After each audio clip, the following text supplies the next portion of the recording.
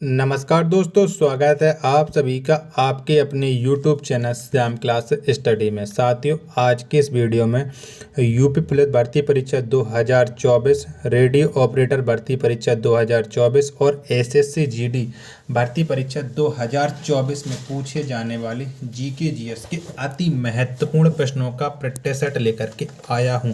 साथियों, मैं आपको जीके जीएस के वही प्रश्न करा रहा हूं जो पिछले विभिन्न प्रतियोगी परीक्षा में पूछे गए हैं और आने वाले समय में ये सारे प्रश्न आपकी परीक्षा के लिए बहुत ज़्यादा महत्वपूर्ण हो जाते हैं। तो प्यारे साथियों, आज की इस वीडियो को पूरा ध्यानपूर्वक देखिएगा और कमेंट बॉक्स में आपको बताना है कि आपने इस प्रैक्टिस सेट में से कितने प्रश्न हैं जो सही किए और ये प्रैक्टिस सेट आपको कैसा लगा।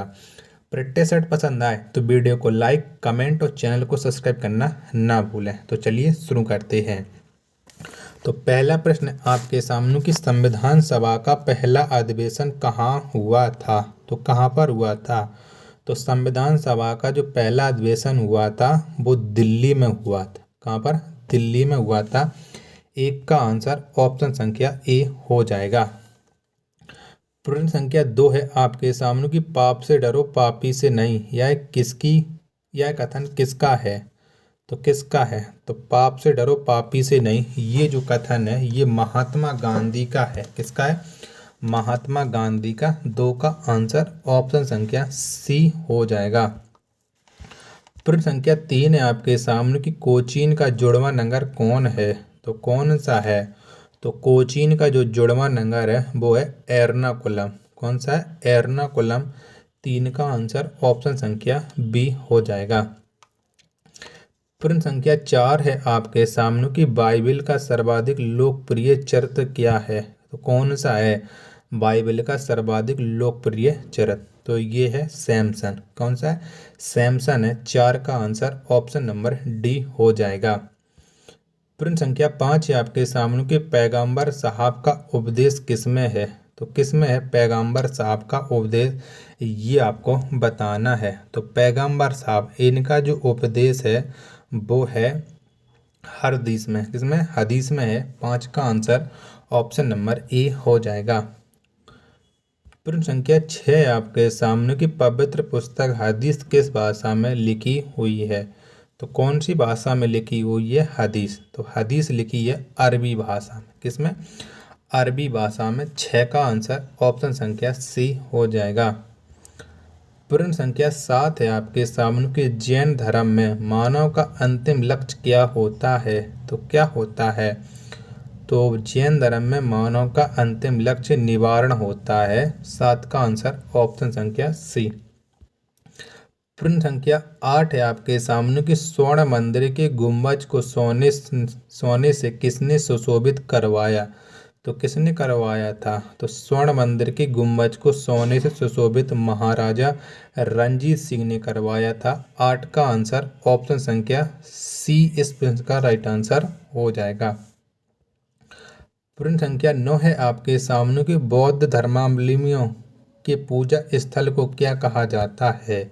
तो क्या कहा जाता है? तो ये चैत्य कहा जाता है। 9 का आंसर ऑप्शन नंबर ए हो जाएगा। प्रश्न संख्या 10 है आपके सामने कि भगवान कृष्ण के गुरु कौन थे। तो कौन थे? तो भगवान कृष्ण के जो गुरु थे वो ऋषि संदीपन थे। 10 का आंसर ऑप्शन नंबर बी हो जाएगा। प्रश्न संख्या 11 है आपके सामने कि नंदनी गाय किसके पास थी। तो किसके पास थी? तो जो नंदनी गाय है ये थी ऋषि वशिष्ठ के पास। किसकी? ऋषि वशिष्ठ के पास। 11 का आंसर ऑप्शन नंबर डी हो जाएगा। प्रश्न संख्या 12 है आपके सामने कि विश्व प्रवासी पक्षी दिवस कब मनाया जाता है। तो कब मनाया जाता है?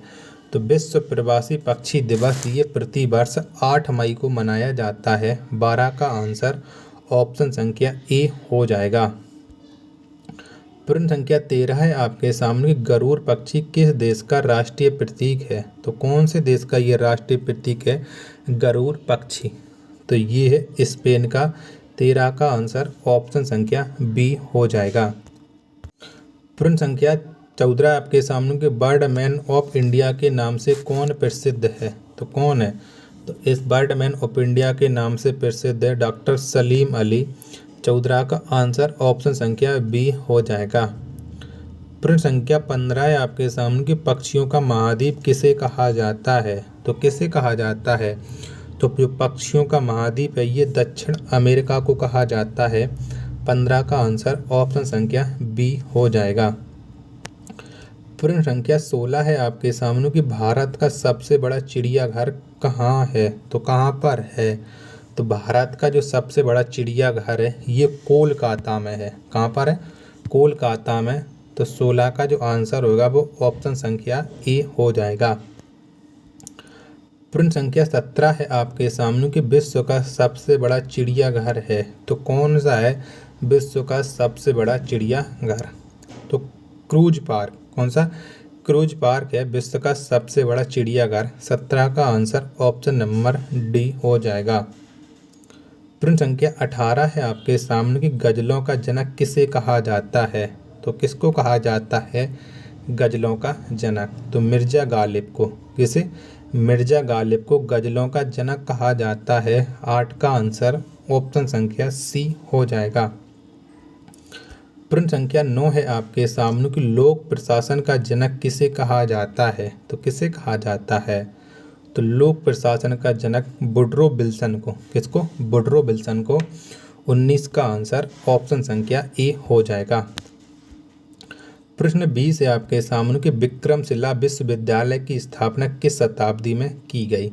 तो कौन सी शताब्दी में की गई थी, तो विक्रमशिला विश्वविद्यालय की स्थापना ये की गई थी 9वीं शताब्दी में। किसमें, 9वीं शताब्दी में। 20 का आंसर ऑप्शन नंबर बी हो जाएगा इसका राइट आंसर। प्रश्न संख्या 21 है आपके सामने कि किस संविधान संशोधन द्वारा 8वीं अनुसूची में 3 भाषाओं मणिपुरी, नेपाली तथा कोंकणी को जोड़ा गया। तो ये कौन से संविधान संशोधन के द्वारा जोड़ा गया था, तो ये 71वें संविधान संशोधन के द्वारा जोड़ा गया है। 21 का आंसर ऑप्शन नंबर ए हो जाएगा इस पेज का राइट आंसर। प्रश्न संख्या 22 है आपके सामने कि किस संविधान संशोधन द्वारा संविधान के 8वीं अनुसूची में 4 भाषाओं मैथिली, डोगरी, संथाली तथा बोडो को जोड़ा गया। ये कौन से संविधान संशोधन के द्वारा जोड़ा गया था, तो ये 92वें संविधान संशोधन के द्वारा जोड़ा गया। 22 का आंसर ऑप्शन संख्या डी इस पेज का राइट आंसर हो जाएगा। प्रश्न संख्या 23 है आपके सामने किस अनुच्छेद के तहत राष्ट्रपति को राजभाषा आयोग गठन करने का अधिकार है। तो कौन से अनुच्छेद के तहत राष्ट्रपति राजभाषा आयोग का गठन कर सकता है, तो ये कर सकता है अनुच्छेद 344 के तहत। किसके, 344 के तहत।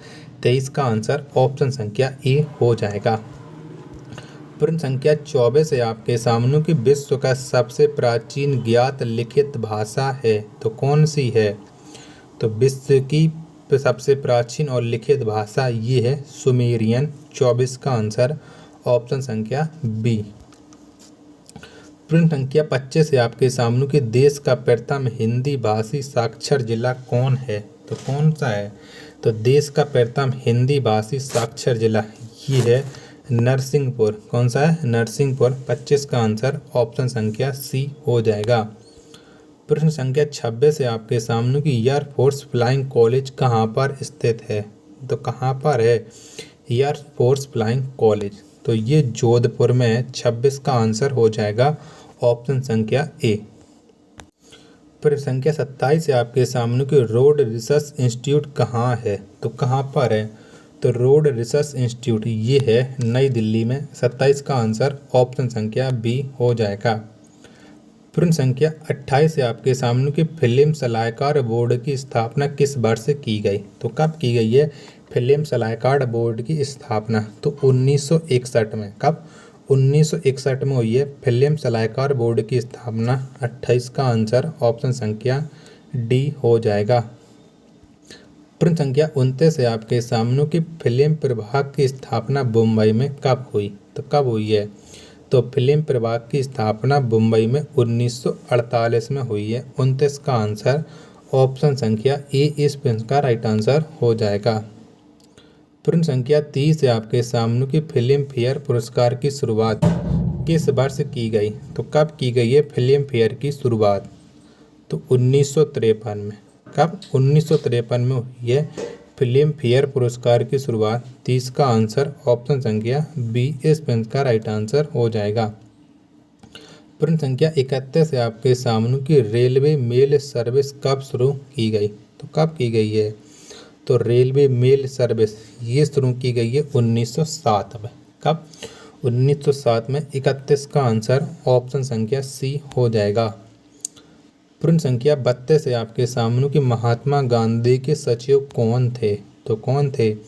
तो महात्मा गांधी के जो सचिव थे वो थे महादेव देसाई। कौन? महादेव देसाई थे महात्मा गांधी के सचिव। 32 का आंसर ऑप्शन संख्या डी हो जाएगा। प्रश्न संख्या 33 है आपके सामने कि हाइड्रोलॉजी में किसका अध्ययन किया जाता है? तो किसका अध्ययन होता है हाइड्रोलॉजी में? तो इसमें होता है पानी का अध्ययन।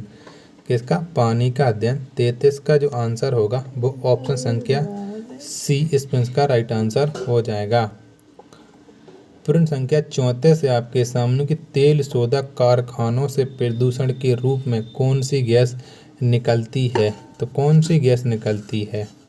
तो तेल शोधक कारखानों से प्रदूषण के रूप में SO2 यानी सल्फर डाइऑक्साइड निकलती है। 34 का आंसर ऑप्शन नंबर बी इस प्रश्न का राइट आंसर हो जाएगा। प्रश्न संख्या 35 है आपके सामने ग्राम पंचायत का चुनाव कौन कराती है? यानी कौन कराता है, यहाँ पर कर लीजिएगा मिसप्रिंट टाइपिंग।